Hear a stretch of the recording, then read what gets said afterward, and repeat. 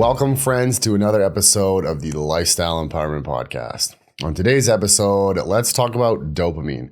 So recently, I created a series on my YouTube channel about dopamine. What is dopamine, the signs and symptoms of high or low dopamine, and how to address that. Now, I figured I would put this into a podcast-friendly format for those who listen to things while they're driving, walking, whichever it may be.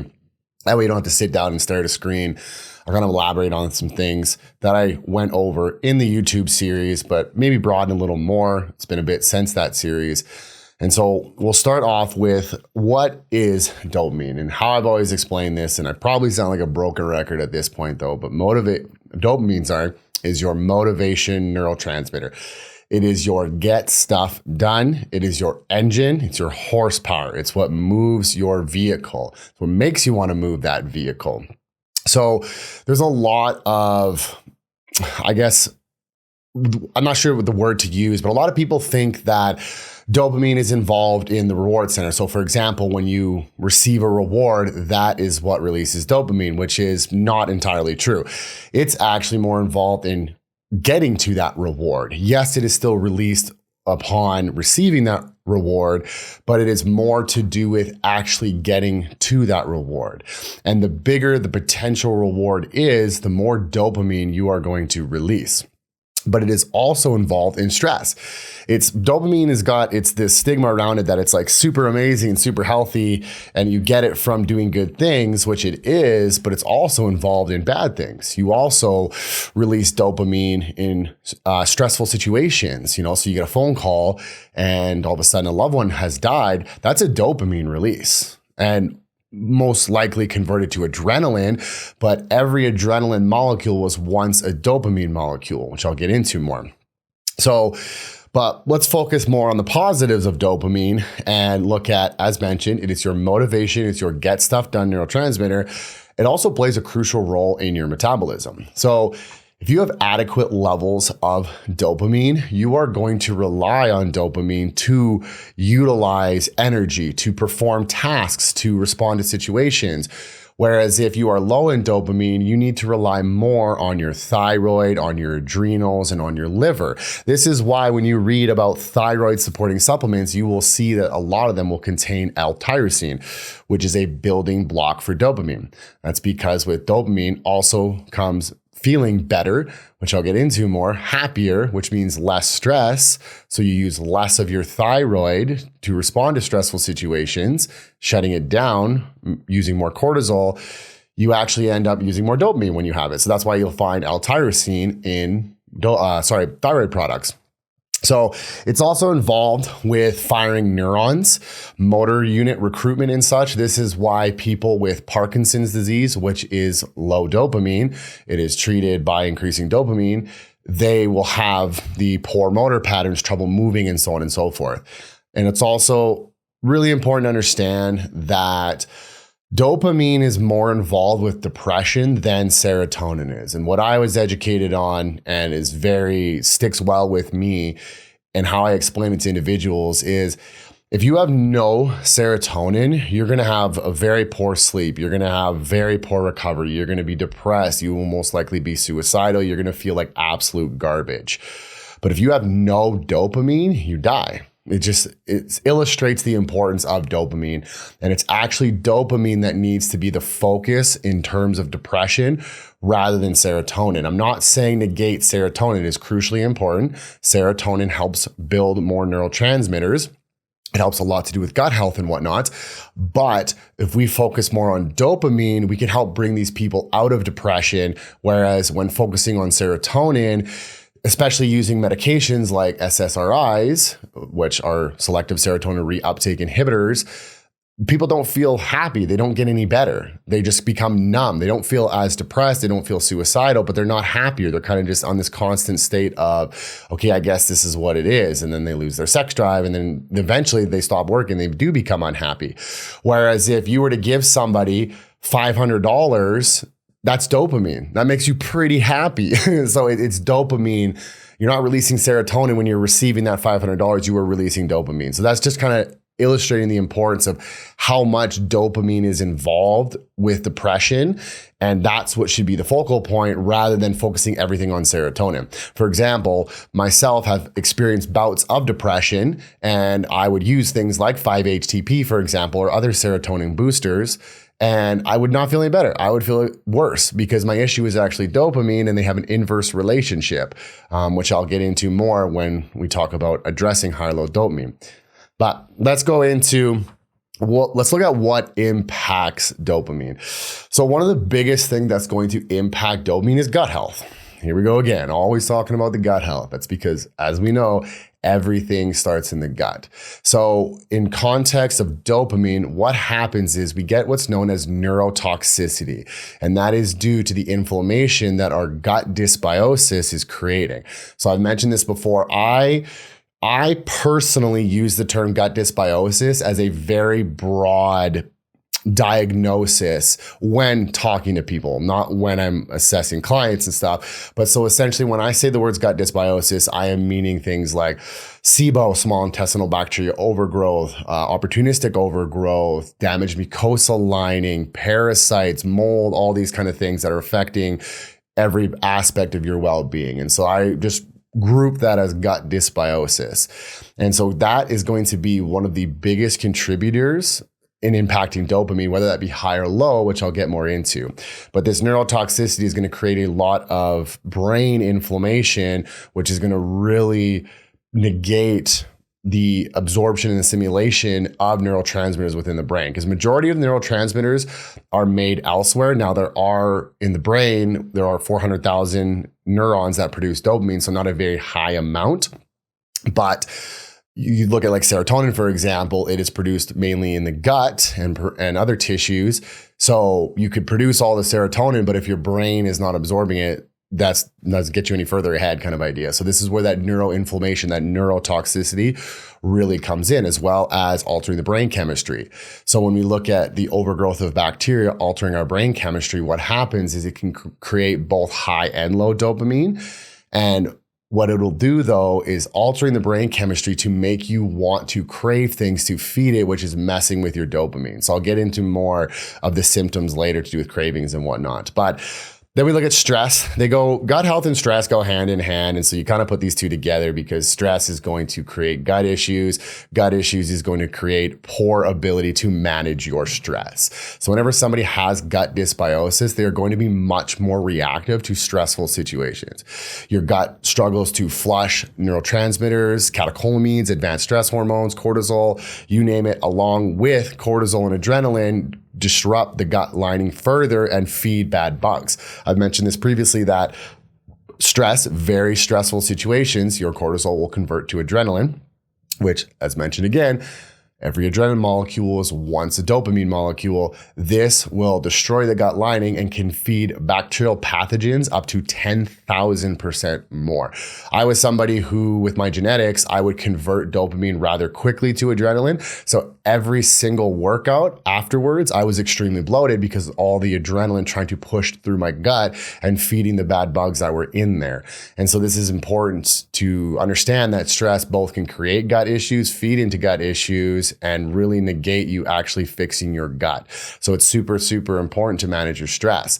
But in relation away from the gut, how stress impacts dopamine is, as mentioned, converting to adrenaline. So you're using up dopamine to supply adrenaline. And that is especially under very, very stressful situations. But this is also for those who excessively work out. This is how excessive exercise leads to gut issues, because you use adrenaline during your workouts, especially the high intensity workouts. It's more than just a little bit of cortisol. And this is what further disrupts the gut lining, greatly impacts digestion, and then starts creating a whole slew of health issues, dopamine issues, because you always hear it, oh, I exercise to manage my stress. Well, you cannot manage your stress because of your exercise. So it's like this paradoxical thing where you feel better while exercising because you're releasing dopamine, because you're releasing adrenaline, endorphins, but you're also utilizing them by applying it to the muscle. But 50% of that adrenaline still has to go through the gut. So there's no way around it. So you feel good while exercising, but then later that night or the next day, you're back to being depressed and stressed. And so I won't get into that tangent, but stress has a massive impact on dopamine, whether it be high or low. Now we're looking at hormones. Hormones is a big one that can affect dopamine. And so this is where how I kind of illustrate the effects hormones have on dopamine and make them relatable to people. Not everyone has experienced, if you are in the fitness industry, you most likely have experienced someone who uses performance enhancing drugs, and we call it roid rage. Now, what that is because testosterone will actually increase the rate of dopamine flushing from the brain, whereas estrogen will keep dopamine in the brain. So we have these performance enhancing drug users who are taking super physiological levels of testosterone, and then they are taking aromatase inhibitors, which block the conversion of testosterone to estrogen because they're educated to do so. So we don't get estrogenic cancers, and so we don't also get things like man boobs in terms of a male, because that's what's known as gynecomastia.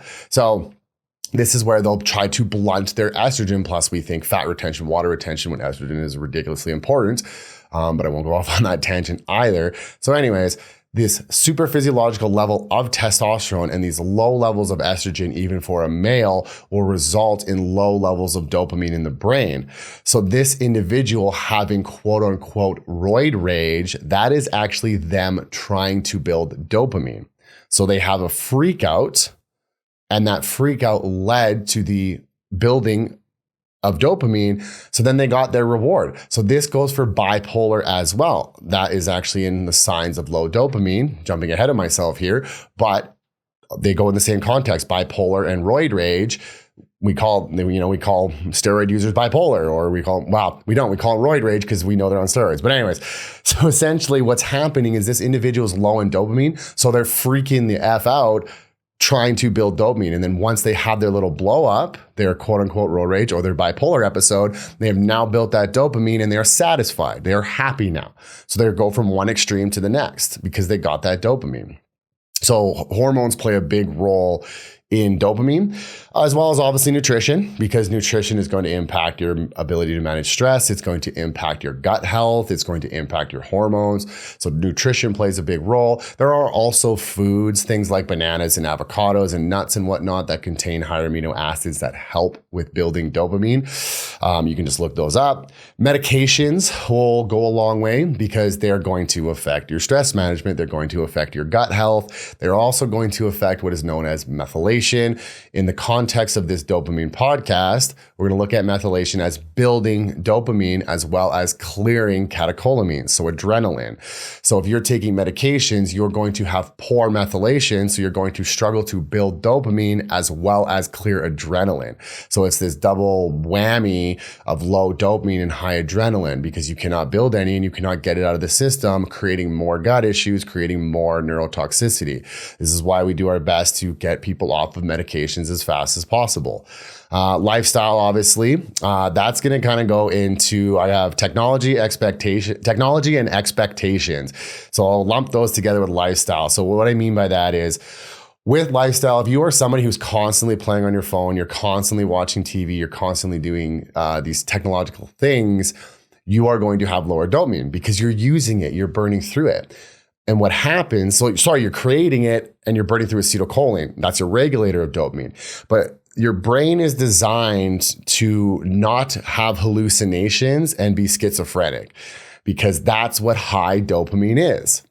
So what happens now is you begin to downregulate receptors within the brain, and then you absorb less dopamine, resulting in low dopamine symptoms. This is your brain just trying to protect you. Now, this doesn't always happen because we know there are people with schizophrenia and hallucinations, which I will get more into. But so if that's your lifestyle, then that's important to understand that. So dopamine has a half-life of about 2 seconds within the brain, where your receptors will change on like a week-to-week basis. So you could have a really good week being really happy, motivating, getting stuff done, but your brain was like, okay, this doesn't seem right. Like you might have been really happy that week because you might have received some money. You might have got a promotion at work. You might have gone on a vacation. You might have met a beautiful man or woman.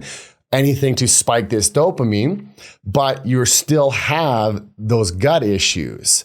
So then your brain recognizes, okay, this is a lot of dopamine. I better pull this back so this person doesn't become, so I don't become schizophrenic or I don't begin to hallucinate. And so then it begins to pull back the receptors, and the next week you're depressed. So that leads us into expectations. And so one of the best ways to build dopamine in your life is to have low expectations. Because if we have high expectations, what happens is, take your wallet, for example. If you think you have $100 in there and you open up your wallet and you have $500 in there, how good does that feel? That's really good. That's going to release a lot of dopamine. But if you think you have $500 in there and you open your wallet and you only have $100 in there, you're going to feel like crap, right? That sucks. Like, oh no, like I thought I had 500. I don't know what happened to 400, things like that. So then you're depressed. You don't feel good because you're not releasing any dopamine. So having less expectations, now I don't mean like don't have any at all. We should all have expectations to some degree, but being very, neutral about things and just going with the flow is how I like to call it. Excuse me. That there is one of the best ways to build dopamine. So for example, the July long weekend for us Canadians is coming up. If you have expectations to have this amazing time or for the weather to be amazing and all of a sudden, someone doesn't make it or the weather it begins to rain and then like you're going to be really depressed. Where if you go in there and like rain or shine, I'm going to have a great time. It's good just to get out of the city or whatever it may be. You're going to build some good levels of dopamine. So expectations plays a massive role in dopamine, whether it's producing a good amount of dopamine or producing little amounts of dopamine. So then we look at genetics is going to have an impact on dopamine.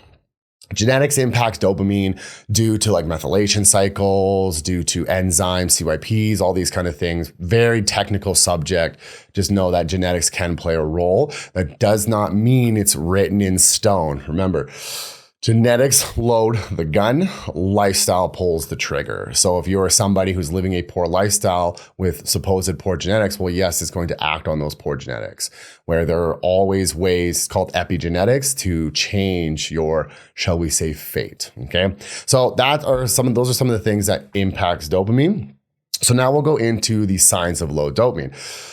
One of them is being angry. As discussed, you are getting angry because you are trying to build dopamine. This is why you have individuals where you'll meet them and they don't get angry at anything. They probably have optimal levels of dopamine. They're content with life. I know a handful of people like this. They're content with life, or they have a really good life, or they have low expectations, or they're just healthy in general, or their genetics go a really freaking long way. They just don't get super, super angry. And it's because they don't need to build that dopamine. They have that dopamine there that call it your healthy stress response. So they're responding to that situation with dopamine, happy chemicals, let's say, for conversation's sake, rather than angry chemicals is how I want to look at it, rather than adrenaline and cortisol and thyroid and whatnot. And so that's where anger is a big sign of low dopamine. Addiction. Substance abuse. This is something that I can speak on firsthand with low dopamine. Drugs, whether they're performance enhancing drugs because they make you feel bigger and stronger, whether it's things, hard drugs. I won't say the names. I don't know if it messes up the podcast or not. But they will spike dopamine. This is why this is why you look at childhood trauma as the most common cause of addiction. Well, that's because that childhood trauma created gut issues. And those gut issues led to dopamine issues. It's a 10 out of 10. There's no way around that. Childhood trauma, it's fight or flight or tight. So when we're a kid, most of us are not going to fight our parents. Most of us cannot run away. If we do, we don't get very far. So we go tight. We can't do anything. So we go tight. We internalize. And then we begin to create gut issues. We eat away at our gut lining. We get this overgrowth of bacteria. Or if you were a C-section baby and you weren't breastfed, those are going to have a big role on your gut health. And that most likely is going to create gut health issues if unaddressed. And so this leads to that addiction and substance abuse because you are just trying to build dopamine. So you talk about filling the hole or breaking the cycles and things like this. You're just trying to build dopamine. Like the purpose of life, I say, is to build dopamine because everything you do on a daily basis is to build dopamine. Filming this podcast builds dopamine. I enjoy it.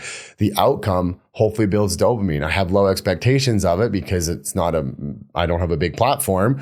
Some days I expect more views and I don't get them and I feel depressed. But then I checked this morning, I had quite a few views on one podcast that was like no expectation of that. And that made me feel really good, geared me up. I got a lot of work done, and here I am filming this podcast, right? So this addiction stuff is due to low dopamine. And the reason it gets worse and worse and worse is because of the dopamine receptors. So the first time you did let's just make up numbers for conversation's sake. Let's say the first time you did a hard drug, you built 500 units of dopamine. You feel great. You feel amazing. You're having a wonderful time. The second time you do it, you only built 400. Well, I don't feel as good, but I feel all right. Third time you do it, you only built 300. Okay, well, I don't feel as good, so let's do more. So then you do even more. Now you go back, okay, there's that 500 units of dopamine I was trying to build. So then you do it for the fifth time. And next thing you know, it's only 400 units of dopamine. So then you do even more. There's 600 units. You just found, oh, wow, that was some great stuff. I think you all get where I'm going with this. So that's where addiction comes from. It's just you built that dopamine, but your brain responded by decreasing receptors. So it's harder and harder to get that dopamine. So you do more and more and more drugs is what happens. That's what addiction and substance abuse is. So by fixing your gut health, dealing with your trauma.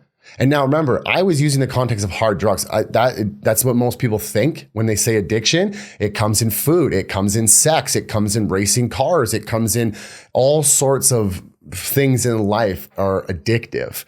TV shows, murder documentaries, whatever, that addiction is just trying to build dopamine. So by taking care of your hormones, your methylation, your gut health, your stress, your traumas, you can get rid of addiction. I used to always say once an addict, always an addict, until myself have cured myself of that. There are days when I eat like crap and I don't manage my stress. My dopamine is shot and I want to eat a pizza or I want to do this and that, right? Much more manageable than when I was in my younger years, but there is always a way to manage this. And so it's not as like they say addiction is genetic. As you can tell, I'm kind of going off a tangent here because it's very close to home for me. I've lost many friends to, just say addiction, and it can be managed, it can be addressed, and it can be cured. So anyways, impulsiveness. That's another big one. So when I meet people who really like to travel, I always say you're trying to build dopamine, that impulsiveness of booking trips, or even like shopping is a big one. Like you're in a bad mood, so you impulsively go shop, or there's all sorts of ways you can be impulsive. And so that's a big sign of low dopamine, because that acting on that impulsiveness is what's building that dopamine, because that's what the brain wants. That's what the body wants. Your physiology wants dopamine. That's why everything is involved around dopamine. It's what makes you move. It's what makes you happy. It's what makes everything work. So risky behavior goes along with that too. So like skydiving, cliff jumping, whatever, that stuff builds dopamine, that adrenaline rush, right? That's what builds dopamine. So you'll see people, myself, when I have risky behaviors time to time, especially when I'm not taking care of myself. But when I'm taking care of myself, I'm a good little boy who does his work, stays out of trouble, right? So, and then ADHD and ADD, that's a really big one, because once again, too, you are lacking that motivation, but that's also a lot to do with acetylcholine, but that is a sign of dopamine. I actually did my last podcast was on ADD and ADHD. Poor memory and brain fog are also symptoms of low dopamine. A lot of people experience that. That goes back to gut health. So when they say, okay, you're fixing your gut health, you get rid of the brain fog, it's because it helps build dopamine. So that's why when you do things like keto diets or low carb diets and that brain inflammation goes away, you're able to build more dopamine, absorb more neurotransmitters, decrease that inflammation, helps with that brain fog. Depression, as already spoke about, dopamine plays a key role in depression.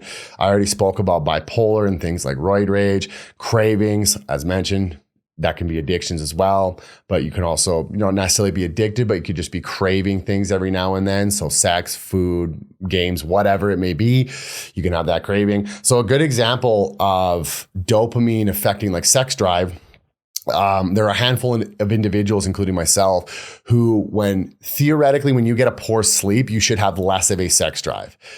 Theoretically, I will say, things can change depending on society, so on and so forth. But poor sleep, especially chronically, can result in a reduction of hormones. Now, it can result in an increase in estrogen, which can cause a higher sex drive. But most men, for example, will see a decrease in testosterone over a chronic period of poor sleep.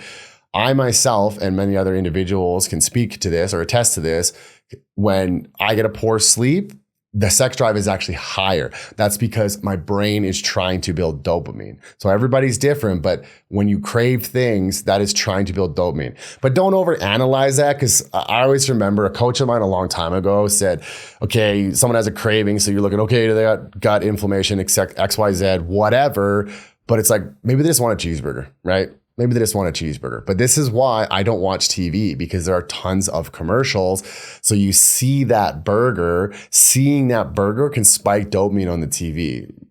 Like the marketing teams for these billion-dollar companies are very smart at, I don't want to use the word manipulating, but in this context, let's just say manipulating people. So they affect your dopamine levels, and then you want that burger because you're trying to fulfill that dopamine spike, right? So this is why I don't watch TV. And then sleepiness, like fatigue is low dopamine. As mentioned, it's your motivation neurotransmitter. So you look at people with narcolepsy, that is very, very low dopamine. They just cannot stay awake. A lot of the times narcolepsy goes into Parkinson's. You can look up the studies. So those are some of the signs of low dopamine. So I'm going to go into, rather than discussing high dopamine, let's go into the causes of low dopamine, how to address low dopamine, and then we'll go to high dopamine. So when we're talking the causes of low dopamine, as mentioned, we're going to be looking at the gut health. That is going to create the neuroinflammation. It's going to create low stomach acid. It's going to create that gut dysbiosis, which also means things like leaky gut, IBD, IBS, that neurotoxicity, you name it. It's going to have high levels of cortisol. It's going to decrease thyroid output. It's just going to cause very low levels of dopamine. That also equates to poor management of stress, classified under high stress. Everybody has stress. We're all stressed, right? Some people, in my eyes, get stressed over the silliest things for no reason. But that's not that there's no reason. The reason is the gut infection and low dopamine. They don't have the ability to manage that stress. And so we spend a lot of time trying to push therapy on individuals, which I'm not negating therapy. It plays a very important role in our lives. But we push therapy amongst these individuals that suffer from extreme gut dysbiosis, and it has no effect because they just can't manage that stress. Now, maybe speaking will lower the impact of that stress, but because they're running on cortisol, not thyroid and not dopamine, the littlest things impact their stress. They just cannot manage it, right? The littlest things, and they don't get any better because they can't improve that management of stress, because that poor management of stress is creating more gut issues. So they're just in this vicious circle, and I see it day in and day out. You see bloating doesn't get any better. You see water retention doesn't get any better. You don't see any improvement in these systems unless you're throwing a ton of supplements at them. And then that stresses them out, both physiologically and psychologically, financially, etc. Stresses them out. So you can't win. So at the end of the day, like, it's important to understand. This is why I try to educate people on stress and like how it's all impacted. Because if you have even just a basic understanding of stress, so for example, if you're like, okay, why can I not handle this stress? Oh yeah, I have a gut infection. Of course I'm gonna have poor management of stress. That sounds really silly, but if you look at it like that, you know what's causing this poor management of stress, along with, okay, if I address this gut issue, then it's probably going to be okay and I'm going to have better management of stress. I can fully attest to that. The things that used to really stress me out, even the littlest, stupidest nuanced things, like when I go to open a car door and like of somebody else's vehicle and it's locked still, I'm like, unlock it. Like that used to drive me insane. It's stupid stuff. Don't even ask me why. But just things like that. Or like my huge pet peeve I used to have was like when you're trying to sit forward in your car and the seatbelt locks for no reason because you're just driving straight. I used to have a freak out over that, right? Then one day after working on my guts, I remember these things happening, like not thinking anything of it. And then I'm like, wait a minute. This has happened quite a few times in the last month and I have not got upset once over it. It's not that it doesn't stress me out. I just improved my stress management. I improved my ability to deal with that stupid seatbelt locking or that person taking forever to unlock their door, right? This sounds dumb, but there's little things in life that you need to focus on that to see where you are improving. And me seeing that was like, wow, okay, what I am doing is working. Okay, sure, my bloated gut is still here. That's going to take time. My sleep still isn't quite where I want it to be. My energy still isn't quite where I want it to be, but I'm not freaking out over this stuck seatbelt. That's a huge win in my eyes. That's a huge win. It sounds so dumb, but it's a huge win for me. And that is because it is showing me that, oh, hey, yes, I am improving my cognitive ability. I am improving my stress management. What I am doing is working. It's not bringing me that instant gratification that we all want. So I got to lower those expectations. Otherwise, I'll never get there. But I am seeing that improvement in myself. And so it's important to really focus on those kind of things. But anyways, I'm getting way off topic here. So going back to the signs of low dopamine.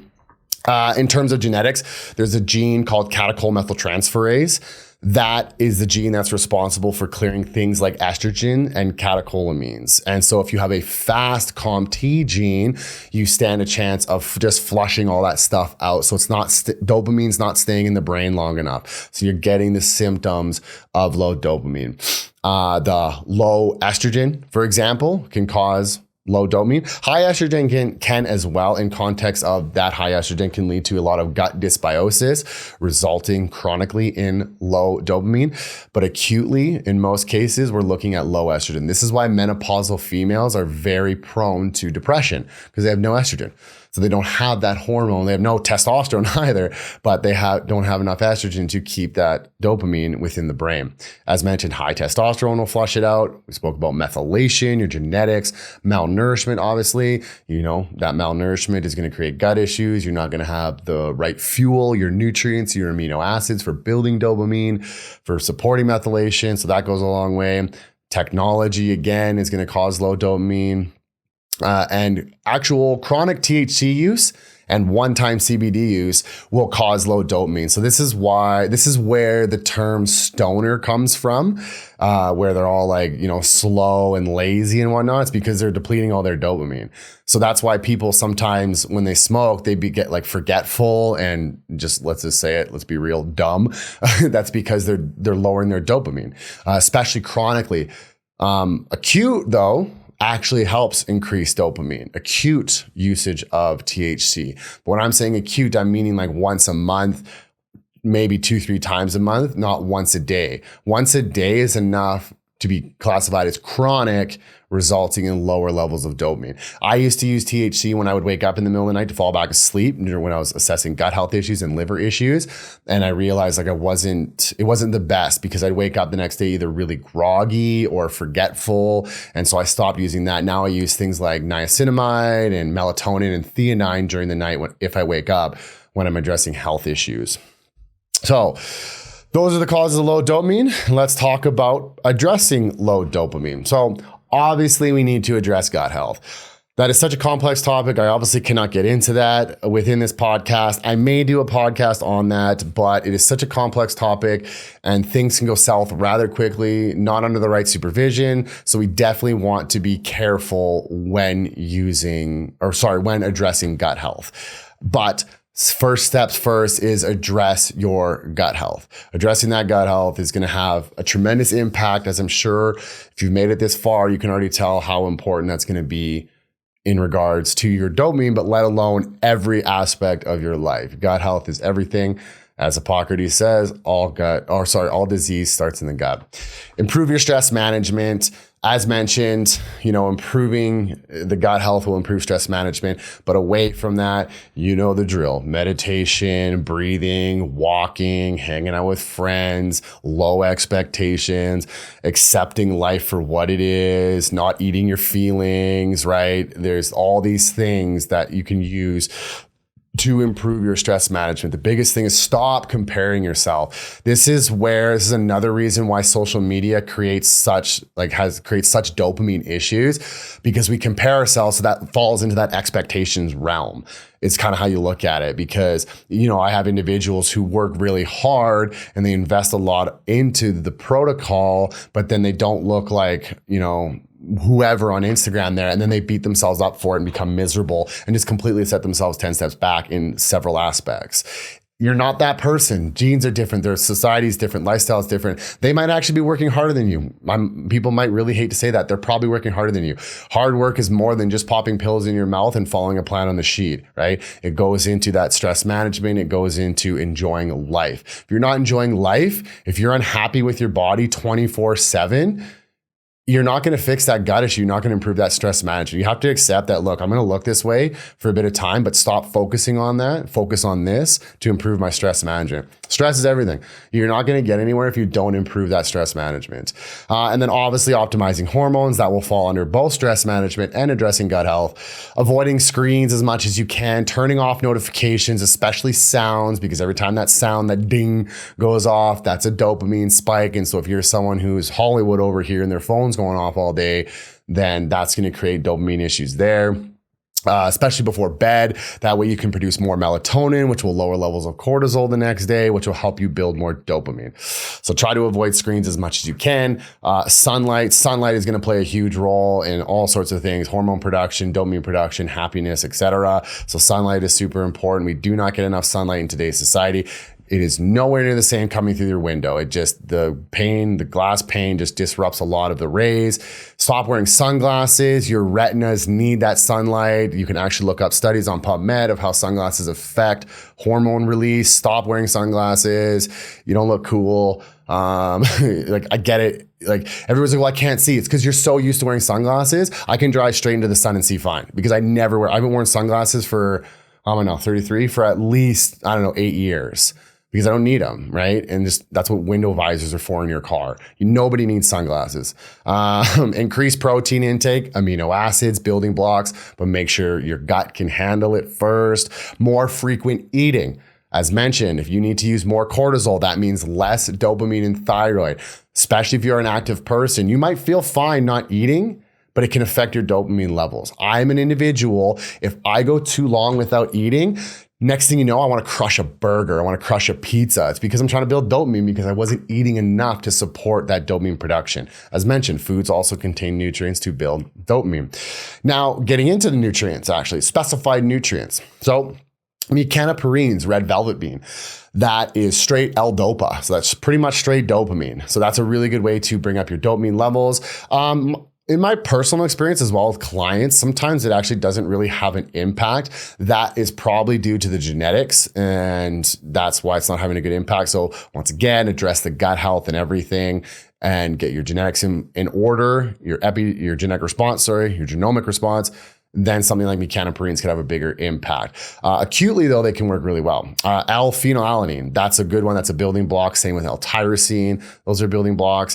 5-methyl tetrahydrofolate, so 5-MTHF. Methyl B12, so methylcobalamin. That is really important for your methylation cycle, so building dopamine. St. John worts helps. It helps with like all neurotransmitters, really increases the, I believe the receptors within the brain. So St. John worts is a good supplement to use to help with that. Cordyceps, so just adaptogens in general can really help. It's going to help nourish your adrenals. You're going to use less cortisol, helping you build more dopamine. Caffeine, yes, can help. Caffeine can be a nootropic. It can help with dopamine, but you got to make sure you're in the right place for caffeine. I've gone on a bajillion caffeine rants. Caffeine can be full of mold. It can be full of pesticides. It can push an immune system that you may already be dominated, making you feel worse. I cannot use caffeine. Sometimes I can, but most times I choose not to use caffeine as a nootropic, but yes, it can help increase dopamine. And inositol can as well. Inositol has many factors, many benefits, but in regards to dopamine, it can help with the receptors in the brain. So that's some of the ways that you can address low dopamine. Now let's talk about high dopamine. So what are the signs of high dopamine? We're going to look at anxiety, worrisome, paranoia, schizophrenia, hallucinations, high heart rates, high blood pressure, poor memory and brain fog. Yes, that was also a sign of low dopamine, so that's why it's not a good symptom to address. And tingling, burning, numbness, and chronic pain. That's because your body, if you have pain receptors everywhere, stepping on the ground should technically hurt in bare feet, things like that. it's all that weight, it's all that gravity, but your body adapts, and then that's how you get through. It kind of ignores it. It's subconscious though. But when you have high dopamine, it's going to amplify those pain signals. So this is where a lot of chronic pain can come from. Now, when I read this list off, I have a client that like fits all of them. She has anxiety, she has worrisome, she has claimed hallucinations, she doesn't have schizophrenia, she has sleeping issues. All these things are improving though. She has a high heart rate, blood pressure, we haven't checked in a while, but it's not alarming. And she has achy legs, and probably more achy lower back and everything too. And so we discovered that, okay, she is quite high in dopamine. Now, why would someone like her be high in dopamine? There are several reasons: genetics, estrogen. There are several things. Women are it's more common in women to have high dopamine rather than men. But where you see men get high dopamine are very stressed out males who are obese and have low testosterone. Now, that obesity and that gut infection is what leads to the low testosterone, because they're over aromatizing everything into estrogen, and then they have poor estrogen clearance. So then they're keeping too much dopamine in the brain, and then they're not managing their stress. And so this is where men will fall under that. So it's more likely for an older male to suffer from high dopamine. Whereas when you read the statistics, for example, ADD and ADHD, men are significantly more prone to it because of the testosterone and lower levels of estrogen, where women are less prone to it. Now, also, it's important to iterate that dopamine plays a big role in intelligence. It plays a big role in the white matter in the brain. So if you're somebody who is on the higher low dopamine, because remember, too much of a good thing is a bad thing, you're going to have more gray matter within the brain, especially because the stress, because that high dopamine is going to be causing like a lot of adrenaline and a lot of stress. And so you're going to be damaging your brain. Plus all the things that led you to have the high dopamine. So like the obesity and the poor lifestyle and the poor stress management, that's also going to start the brain. So these things will greatly impact intelligence. So this is why I want to be in a good middle spectrum, not too high, not too low, in order to have optimal levels of intelligence. So those are your signs of high dopamine. So when we look at the causes of high dopamine, where are we here? So we're looking at, once again, stress can lead to that. As mentioned, it can create obesity, it can create estrogen, things along that nature. Addiction, more so acutely, can create high dopamine. Slow catechol-methyltransferase gene, so you're keeping it in the brain longer. High estrogen, you could methylate too much, creating too many hormones, too many neurotransmitters. Medications can lead to that, so like ADD medications and whatnot. Social media can also lead to this, and acute THC use are some of the causes of high dopamine. It's in my practice, it's more rare to see high dopamine. I have seen it a handful of times. I've seen low dopamine a ridiculously significant amount of times. Some of my educators, though, they say in their practices that they actually see more high dopamine. So that's rather interesting. And I could see that because estrogen in both men and women are on quite a rise. And so that's probably where they're beginning to see more high dopamine. But where with the individuals that I work with, menopausal women more so, or gut infections and whatnot. So they're actually not like producing a lot of hormones. So I don't know, that one's actually interesting to see. But I, like I said, I have worked with a handful of clients that have high dopamine, but more so ones with low dopamine. So addressing the high dopamine now is, once again, addressing the gut health to improve the clearance of estrogen, to improve your genetics, to improve the clearance of catecholamines, your stress hormones. That revolves around your stress management as well, revolves around optimizing your hormones. So kind of the same stuff as you would with low dopamine. But when it comes to nutrients, we're going to look at things like melatonin. If you are someone who truly experiences high dopamine, if you want to know, like if you can't figure it out based off of symptoms, you can take an organic acid test. Great Plains Laboratory, I have an account with them. That test will tell you on paper, a urine sample, if you are truly high in dopamine, but it's very, very easy actually to tell who is high or low based off of symptoms. As well as history, and if you have any other labs, for example, if you have low hormones, menopausal women, you are most likely going to be low in dopamine. With that being said, I have a client who is menopausal and is actually high in dopamine. So there's always exceptions to the rule, but if you truly want to know Plus, it's just an amazing test overall. An organic acid test from Great Plains Laboratory is a really good way to go. But when you come to nutrients, we'll look at melatonin. Now, this doesn't mean just before bed. This means throughout the entire day. And this is something that I have seen firsthand actually bring drastic changes for an individual experiencing high levels of dopamine. It was quite impressive, the response that they had, or most of them have, when using higher levels of melatonin. Now, that does not mean if you are someone low dopamine that you shouldn't use melatonin at night. You still should. Melatonin is such an underrated supplement. It's such a powerful supplement, quality liposomal form. But if you are someone who suffers with high dopamine, you can use it during the day and you won't experience grogginess. You'll actually probably have more energy because you're decreasing inflammation. 5-HTP. So as we know, 5-HTP, building block for serotonin. Serotonin and dopamine work inverse of each other. So the higher your serotonin is, the potential the lower your dopamine will be. So think of it this way. Serotonin is the highest in your sleep. What are you doing in your sleep? You're not getting things done. You're not motivated. You're recovering. You're sleeping. So that should illustrate the difference, right? So we want serotonin high at night and dopamine, or sorry, I should say high, optimal at night and dopamine optimal during the day. So we look at all these things to treat depression and we don't see any improvements. So then they get a bad name. It's because serotonin is not entirely the cause or barely the cause of that person's depression. It's more dopamine. So stop treating depression with serotonin stuff. Acutely treat more with dopamine, but fix the root cause, which is going to be the gut health. Okay. But if you are someone high in dopamine, you can use more serotonin promoting things like 5-HTP, like skullcap, for example. Skullcap contains both serotonin and melatonin. L-theanine is a good way to help bring down dopamine in the brain. It'll decrease that brain inflammation. Taurine is a really good one. Taurine is a very underrated supplement as well. Or I shouldn't say supplement because these things are found in food, but it's a very underrated amino acid. It really helps with calming the central nervous system. It really helps with balancing electrolytes. It's an antioxidant. Once again, if you are someone who's low in dopamine, it does not mean you shouldn't take taurine. Just time it after a workout and before bed. But you don't need to take it consistently throughout the day, unlike somebody with high dopamine. Niacinamide, that's a form of B3 that is a good way to help bring down catecholamines within the brain can help bring down levels of dopamine.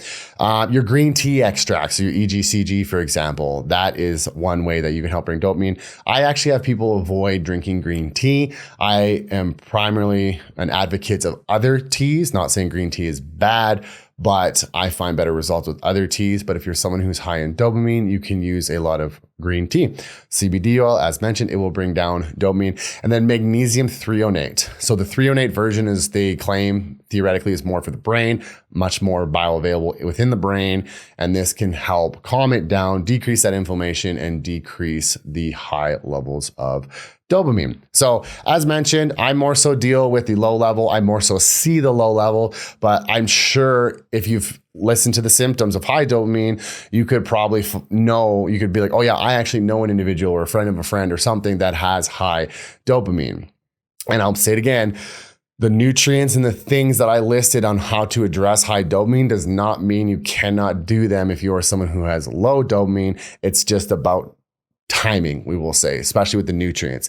When you're talking about the nutrients, timing is important. We don't need to be taking them all day. We don't want to be taking them like pre-workouts. I hate pre-workouts. They're so dumb. They're all a marketing gimmick is what they all are. And so they'll put taurine in there. But the reason they put taurine in there is because they're going to put, oh, cool, this pre-workout has 400 milligrams of caffeine, but they don't want you actually feeling like crap because they want you to come back. So they'll put taurine in there so you don't get the jitters. But we don't want taurine during a workout. We want it after a workout. We don't want 400 milligrams. We want alpha GPC and L-tyrosine and L-carnitine. We don't need caffeine. I'm not saying don't do caffeine before a workout, but this is totally off topic. Screw pre-workouts. But anyways, so there are your symptoms of both high and low dopamine and how to address high and low dopamine. I tried to cover this in an adequate time. Hopefully I didn't talk too fast. That's what pausing is for. But yeah, if you guys have any more questions on this subject, don't be afraid to drop comments below, especially on YouTube. I don't think you can do that on Spotify, but I believe you can do that, or just shoot me a DM or any of that kind of stuff. Because this is a lot we could talk about with this, but I think those are some basic foundations people can use. But as mentioned, as always, consult your healthcare provider, making sure that you are safe to do these things, making sure you are assessing and diagnosing properly. You know, we don't want you feeling worse. We want you feeling better. Okay. So I hope you guys enjoyed that. Take care, everybody.